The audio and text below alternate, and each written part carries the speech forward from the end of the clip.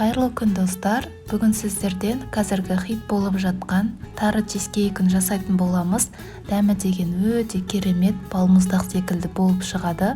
Міндетті түрде сіздер де жасап көріңіздер. Сіздерге бір жасағаннан шығатын тексерілген оригинал рецептісін бөлісемін. Сондықтан да міндетті түрде менің видеомды соңына дейін қарап, және де менің каналыма тіркелмеген болсаңыз, астында тұрған подписаться кнопкасын басып, тіркеліп алыңыздар. Менің арнамнан көптеген рецепттерді жіберіп алмаңыз. Сонымен қатар, оригинал торттардың рецепттерін таба аласыздар. Ең алдымен бізге 80 грамм тарымыз қажет болады. Алдын ала жуып, тазалап аламыз.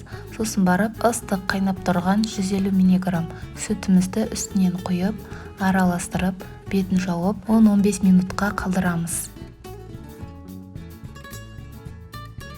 Келесі бізге 250 грамм талқан қажет болады. Осылай талқанымызға 100 грамм сахарный пудра, яғни қант ұнтағы, сосын 140 грамм 82% сары майымызды құйып, барлығын қолымыздың көмегімен жақсылап араластырамыз. Бізде жақсы басы біріккенше араластыруымыз қажет. Қолмен ұстаған кезде өз формасын ұстауы қажет. Сосын барып бізде дайын болады. Біз алдын ала жасап жатқан кезде жарты сағат алдан пешімізді қосып қоятын боламыз.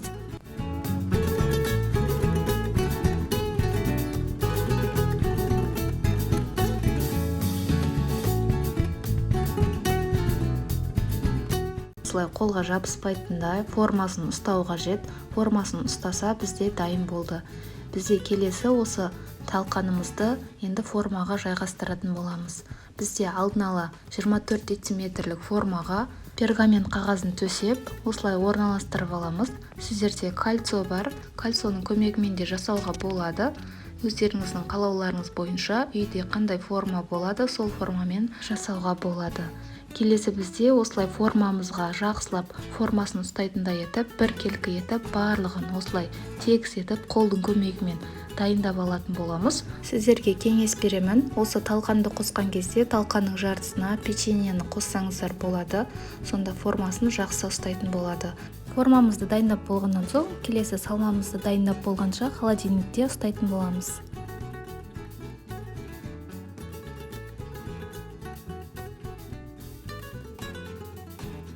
Ал енді салмасын дайындайтын боламыз. Бізге 500 грамм калехтың творожный сыры қажет, 150 грамм қант, және де 4 дана жұмыртқа, және бізге 150 грамм сливке қажет болады. Барлығын жақсылап араластырып аламыз. Салмасын біз миксерді қолданбаймыз, тек қана лопатканың көмегімен, ағаш таяқтардың көмегімен араластыратын боламыз. Миксермен араластырған жағдайда біздің бетіндегі салмасы жарылып кетуі мүмкін. Сол себепті қолмен міндетті түрде осылай араластыруларыңыз қажет. Барлығын жақсылап бірігіп араласу қажет. Осылай барлығын араластырып болғаннан соң ситаның көмегімен өткізіп аламыз. Бізде арасында іртіктері қалмауы қажет. Барлығы біркелкі араласып тұруы қажет.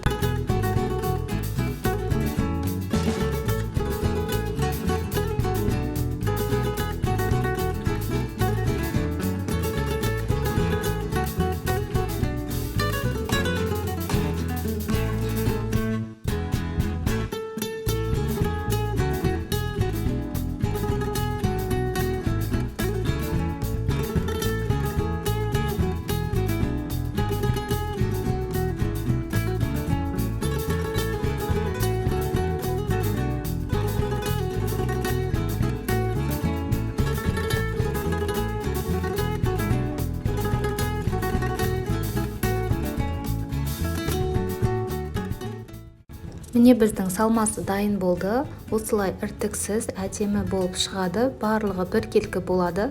Сосын барып, біркелкі болғаннан кейін барып, бізде жібітіп қойған тарымызды қосатын боламыз. Бізде осылай көлемін ұлғайтып, сүтін өзіне сіңіріп алады. Тарымызды енді салмасымен бірге жақсылап біркелкі болғанша араластырып аламыз. Сосын барып, бізде салмасы дайын болады. Тарымен жасалған чизкейктер өте дәмді және де тойымды болып келеді. Емізулі аналарға өте қажетті чизкейктердің бірі. Міндетті түрде жасап көріңіздер.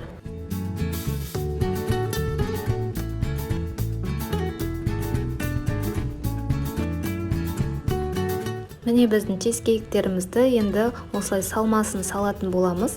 Салмасын салып, бізде 140 градуста 1 сағатқа қойып пісіріп алатын боламыз.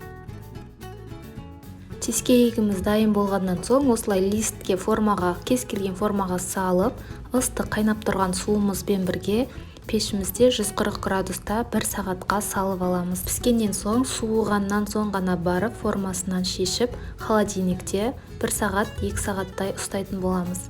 Міне біздің тары чизкейктеріміз осылай дәмді және де формасын ұстайтын болады. Сіздерге де кеңес беремін. Осылай міндетті түрде жасап көріңіздер.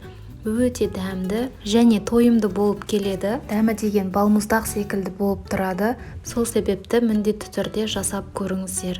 Қазіргі таңда хит болып жатқан тары чизкейктерін бизнесіңізге айналдыра аласыздар.